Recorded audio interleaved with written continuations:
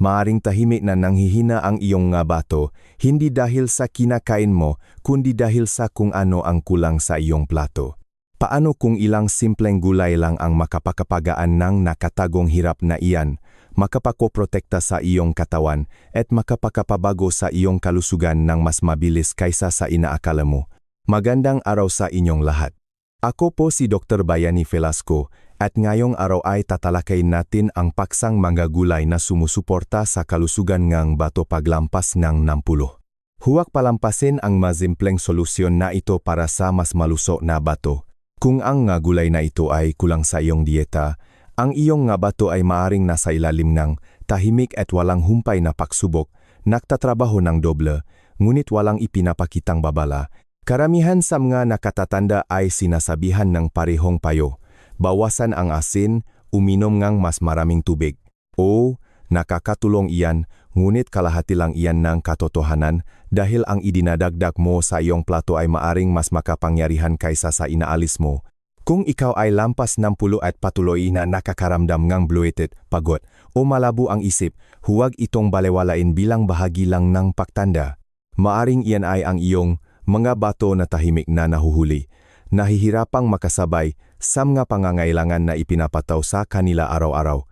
Sa pagbabahaging ito, bibilangin natin ang 5 pangunahing gulay na makakatulong na suportahan at protektahan ang iyong mga bato paglampas ng 10. Hindi ito mga bihirang pagkain o mahirap hanapin. Ang ito ay simple, pang-araw-araw na gulay, madaling tunawin ng matatanda, at puno ng eksaktong nutrisyon na kailangan ng iyong mga bato upang gumana ng pinakamahusay. At narito ang isang mahalagang bagay, ang numero 2 sa listahang ito ay ikinagulat ng karamihan sa mga tao dahil malamang ay binabalewala mo ito sa loob ng maraming taon. Kaya, simulan natin ang pagbibilang at tuklasin ang nakatagong kapangyarihan ng pagpapagaling ng gulay na matagal nang nasa harapan mo. Pang-5. Baguio beans, green beans. Madali sa iyong nga bato, ngunit napakalakas para sa iyong kalusugan. Magsimula tayo sa isa sa mga pinakamababang halaga ng gulay sa labas, ang Baguio beans, green beans. Ang mga ito ay simple, ang mga ito ay karaniwan. At iyan mismo ang dahilan kung bakit napakaraming nakatatanda ang binabaliwala ang mga ito bilang isang side dish lamang. Ngunit iyan ay isang pagkakamali dahil ang Baguio beans ay talagang isang tahimik na powerhouse, lalo na pagdating sa pagsuporta sa mga tumatandang bato. Ang ito ay natural na mababa sa potassium, mababa sa phosphorus, at mababa sa sodium, ang 3 pangunahing nutrients na dapat maingat na kontrolin sa anumang diet na nakatuon sa bato. Kalahating tasa lang ng nilutong Baguio beans ay naglalaman lamang ng humigit kumulang 90 mg potassium, mga 18 mg phosphorus, at 3 mg lang ng sodium. Ginagawa nitong perpektong pagpipilian ang mga ito para sa sinumang may bumababang function ng bato o sinumang nagsisikap na bawasan ang hirap sa kanilang katawan. Ngunit narito kung saan ito nagiging mas makapangyarihan.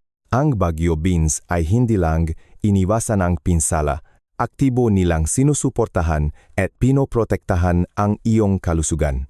Mayaman ang mga ito sa vitamin C na nakakatulong na labanan ang pamamaga at oxidative stress, dalawa sa pinakamalaking sanhi ng pinsala sa bato.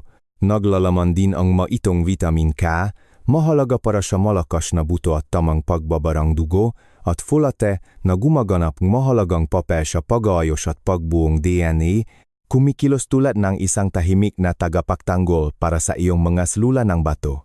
At nariyan din ang fiber.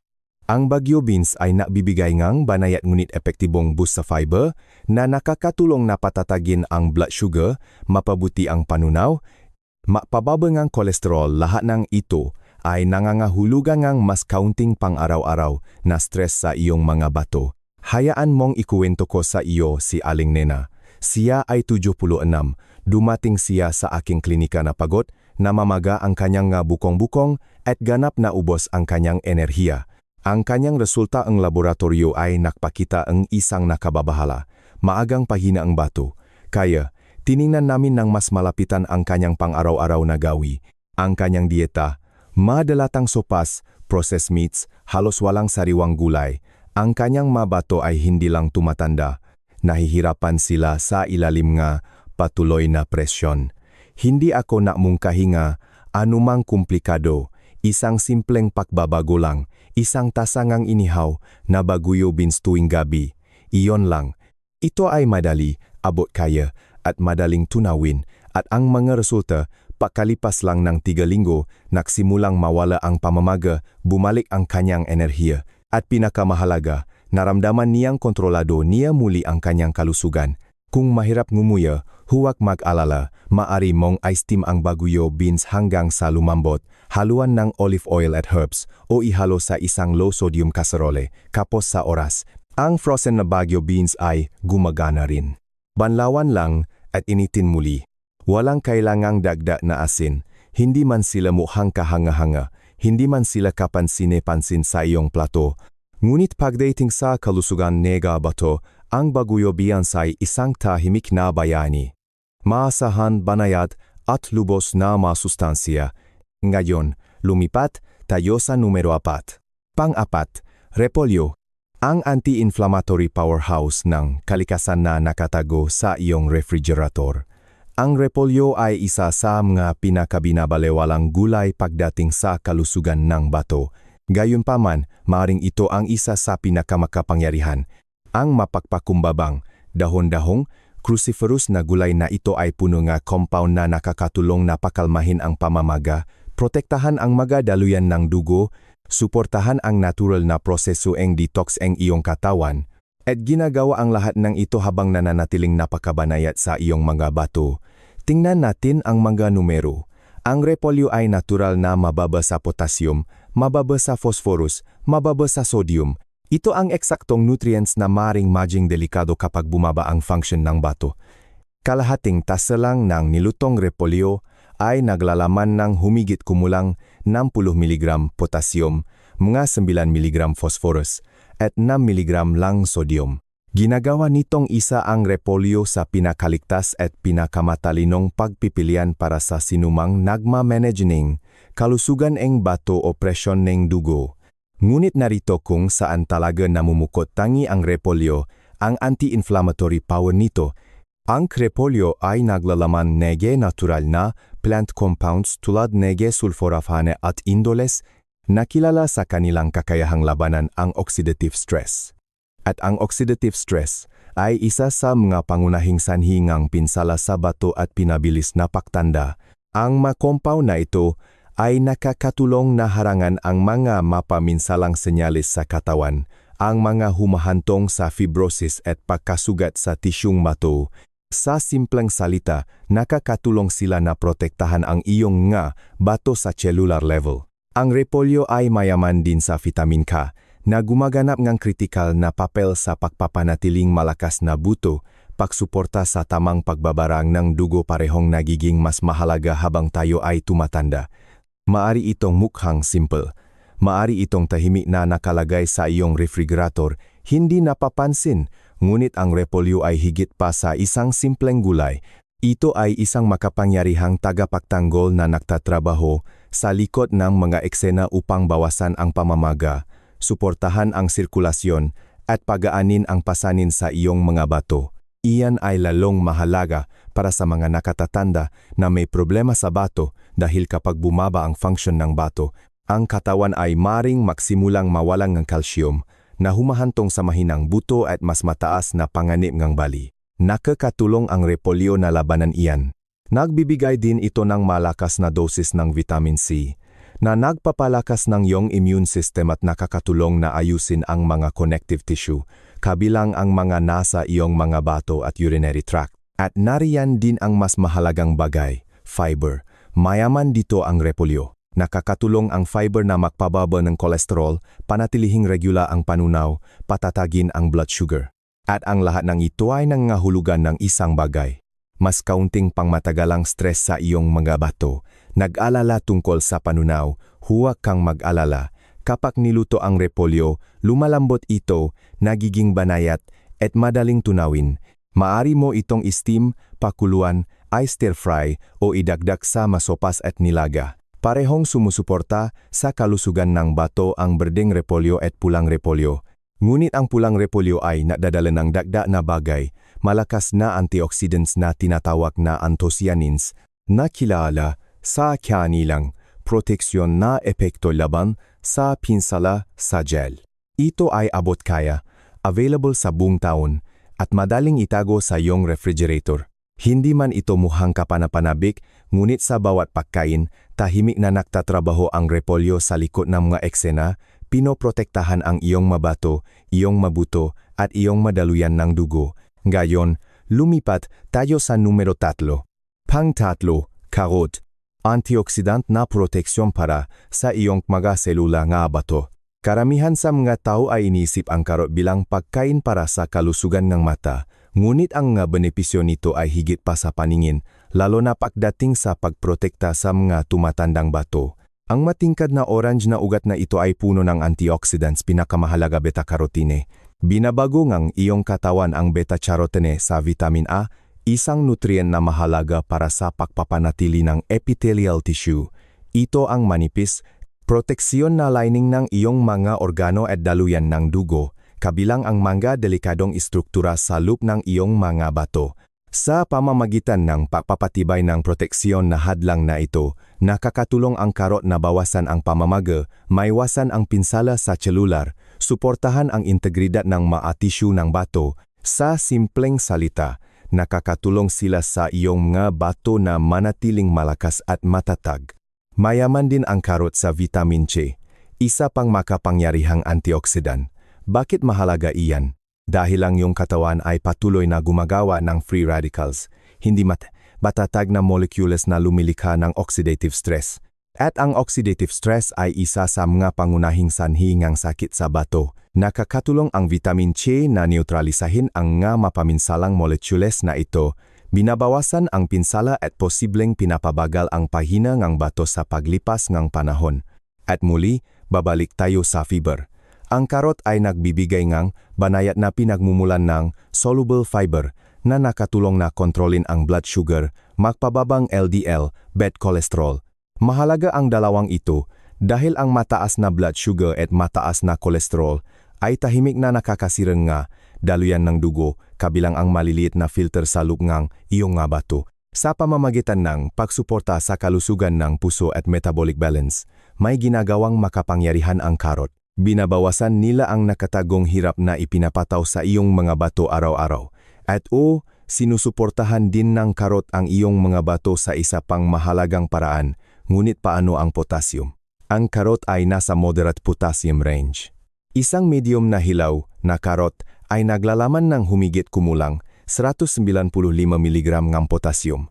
Para sa karamihan ng mataw na may maagang problema sa bato, ligtas iyan. Ngunit mahalaga pa rin ang pakontrol sa bahagi kung sumusunod ka sa isang low potassium plan. Narito ang pinakamagandang bahagi tungkol sa karot. Ang maito ay simple. Maaari mo silang kainin na hilaw, malutong, at nakakapresko, inihaw, malambot at banayad, sinangag, natural na matamis, o hinalo sa mga sopas at smoothies.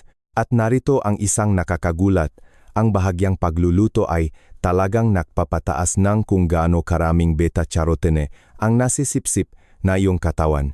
Kaya, sa ilang kaso, ang nilutong karot ay mas makapangyarihan pa kaysa sa hilaw. Madali silang tunawin, natural, na mababa sa sodium, at abot kaya sa buong taon. Ginagawa nitong isa sila sa mga pinaka-accessible at practical na pagpipilian para sa halos bawat pamilyang Pilipino na may nakatatanda.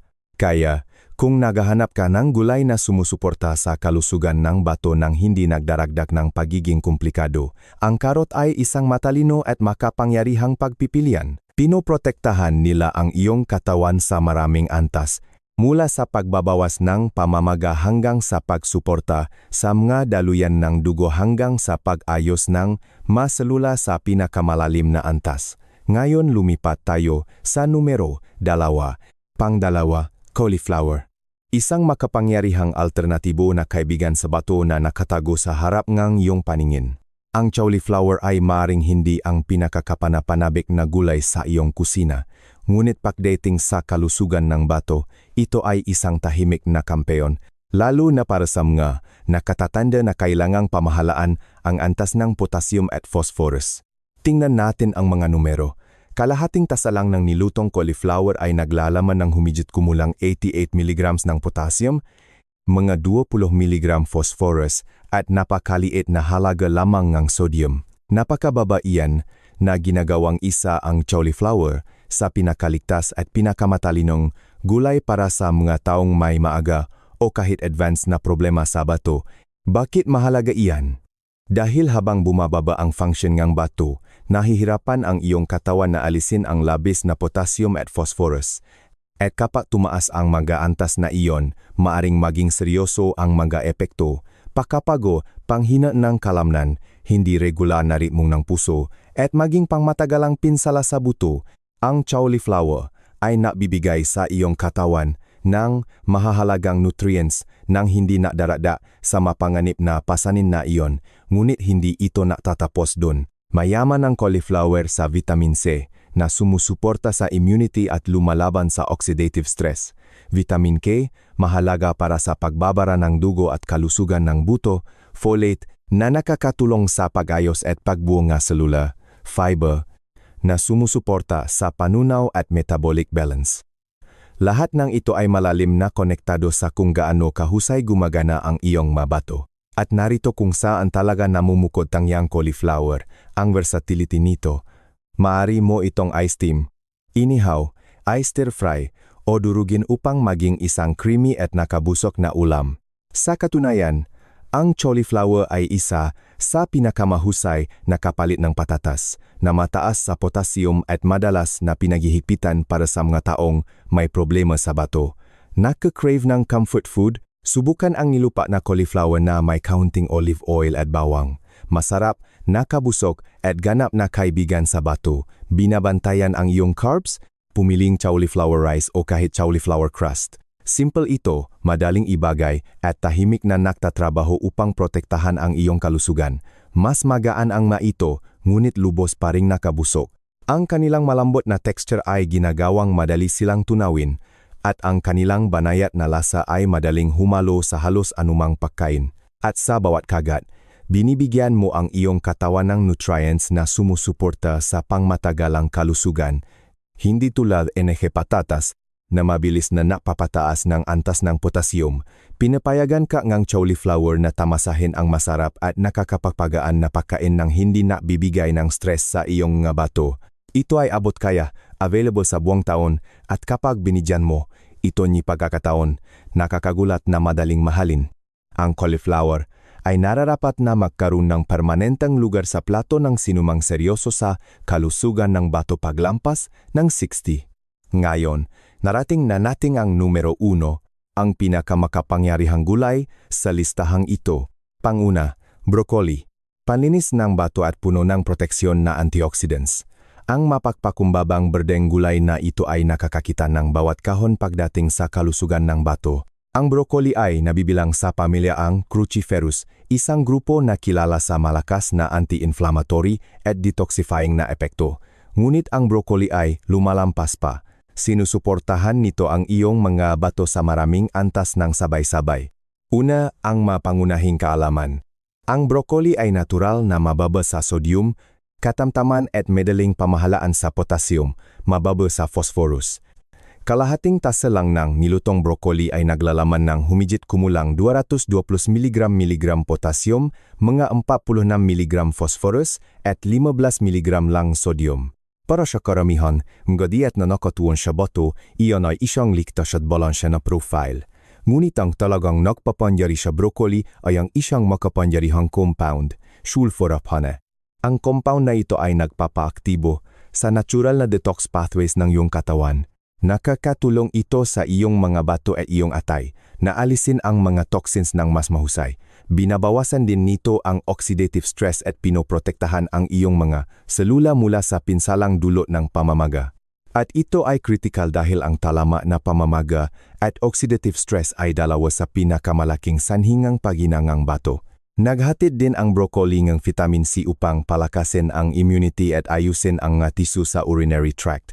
Vitamin K upang protektahan ang kalusugan ng buto, lalo na mahalaga kapag apektado ang balanse ng calcium. At muli, gumaganap ang mahalagang papel ang fiber. Mayaman ang broccoli sa fiber na nakakatulong na mapabuti ang kalusugan ng bituka, patatagin ang blood sugar, magpababa ng kolesterol. Lahat ng ito ay nagpapababa ng pangaraw-araw na pasanin sa iyong mga bato. Mayroon pa, ang broccoli ay naglalaman ng glucosinolates, natural na compounds na nakakatulong na patayin ang mga inflammatory pathways sa katawan. Sa simpleng salita, nakakatulong sila na bawasan ang panloob na apoy na dahan-dahang nakakasira sa tisyungang bato sa paglipas ng panahon. Ngayon, paano mo ito ihahanda? Ang pag-steam ay isa sa mga pinakamahusay na pamamaraan. Nakakatulong ito na mapanatili ang nga pangunahing nutrients tulad ng sulforaphane, ngunit maaari mo rin itong inihaw, stir-fry na may olive oil at bawang, idagdag sa mga sopas, nilaga o kahit omelet. Ang bahagyang pagluluto ay ginagawang mas madaling tunawin ang broccoli na lalong mahalaga para sa mga nakatatanda. Ito ay abot kaya, available sa buong taon, at napakadaling isama sa iyong pang-araw-araw na pagkain. Sa kombinasyon nitong antioxidants, kidney-friendly minerals at suporta sa detox, namumuko tangi ang broccoli bilang isa sa mga pinakakumpletong gulay para sa kalusugan ng bato. Nakakuha ito ng numero 1 puwesto hindi dahil sa hype, kundi dahil sa agham. Nakakatulong ang broccoli na suportahan ang pagsasalang ng bato, bawasan ang pamamaga, palakasin ang depensa ng iyong katawan mula sa loob. Isang simpleng berdeng gulay na may pambihirang kakayahang ibalik ang balanse at protektahan ang iyong kalusugan. Matalinong tips para pagsamahin ang nga gulay na ito para sa pinakamataas na suporta sa bato. Ngayong alam mo na ang top 5, narito ang totu. Ang pagpili ng tamang gulay ay unang hakbang lamang. Ang talagang gumagawang ang pagkakaiba ay kung paano mo sila inihahanda, kung paano mo sila pinagsasama-sama, at kung gaano ka kakonsistent sa pagsasama sa kanila sa iyong mga pagkain.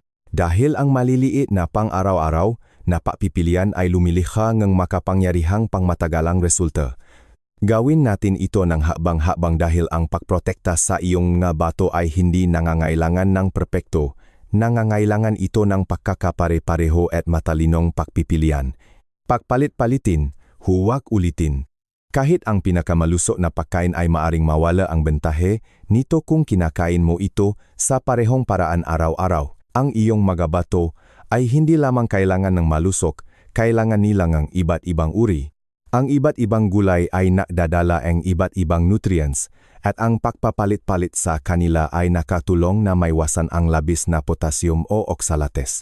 Subukan ang simpleng ritmo na ito, karot sa Lunes, repolyo o baguio beans sa Martes, cauliflower o broccoli sa Miyerkules. Panatilihin itong banayad, panatilihin itong balanse, mararamdaman ng iyong mga bato ang pagkakaiba. Magluto para sa kaginhawaan at mas mahusay na nutrisyon. Ang hilaw na gulay ay hindi laging madaling nguyain o tunawin, lalo na habang tayo ay tumatanda. Ang magandang balita, ang bahagyang pagluluto ay nakakatulong. Ang pag-steam ang broccoli ay nakakatulong na mapanatili ang sulforaphane. Ang pagpapakulo ng cauliflower ay maaring magpababa ng tas ang potassium.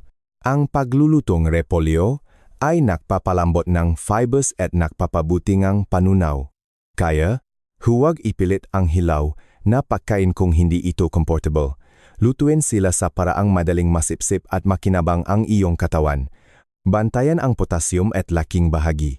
Kahit ang manggulay na kaibigan sa bato ay naglalaman ng ilang potassium, kung ikaw ay nasa low potassium plan, maging maingat. Isang magandang panuntunan, manatili sa humigit kumulang kalahating tasang ng nilutong gulay sa bawat serving at ipamahagi ang nga ito sa buong araw mo. Gustong lumayo pa, balansehin ang iyong plato. Ipagsama ang isang low potassium na gulay sa isang moderate na isa, tulad ng baguio beans na may karot. Ganyan kalumika ng matalino at kidney-friendly na pag-gain. Magdada ng malusok na taba para sa mas mahusay na pasipsip. Ang ilang bitamina, tulad ng A at K, ay nangangailangan ng kaunting taba upang ganap na masipsip.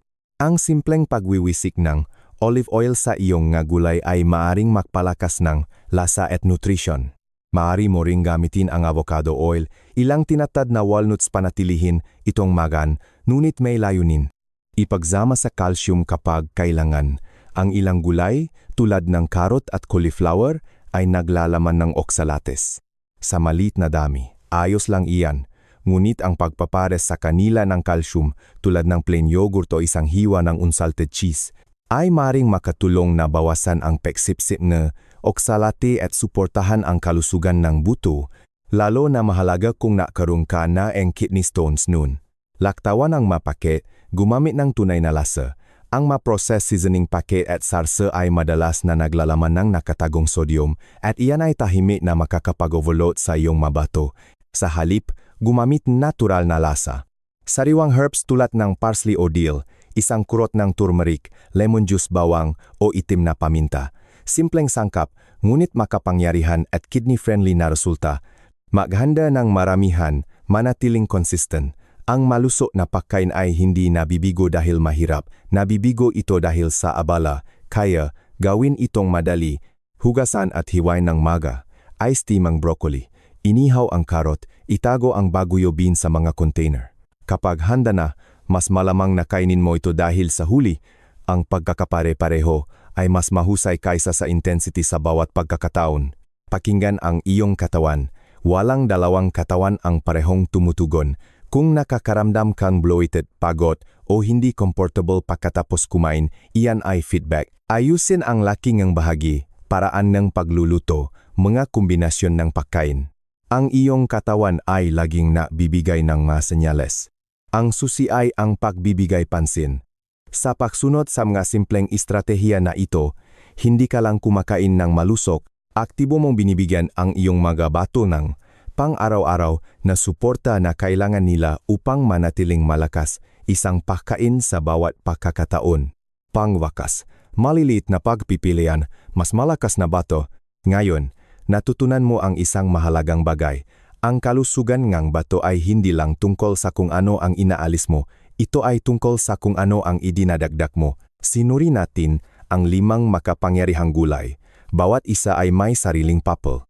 Ang paguyo, piyansay banayad at ligtas para sa bato. Repolyo, isang natural na panlaban sa pamamaga. Karot, antioxidant na proteksyon sa cellular level.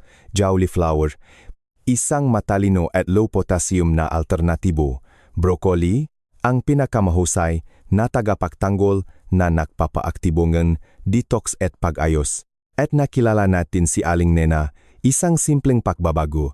Ang pagdaragdag lang ng baguyo bean sa kanyang pagkain ay humantong sa mas kaunting pamamaga, mas maraming enerhiya, at isang panibagong pakiramdam ng kontrol. Iyan ang iyong paalala. Hindi mo kailangang baguhin ang lahat ng magdamag.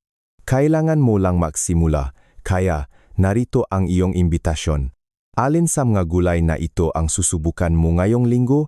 Ito ba ay steam na karot na may olive oil, bahagyang inihaw na broccoli na may bawang, isang mainit na mangkok ng sopas ng repolyo, creamy cauliflower mash, o sariwang bagyo beans na may herbs? Pumili na isa.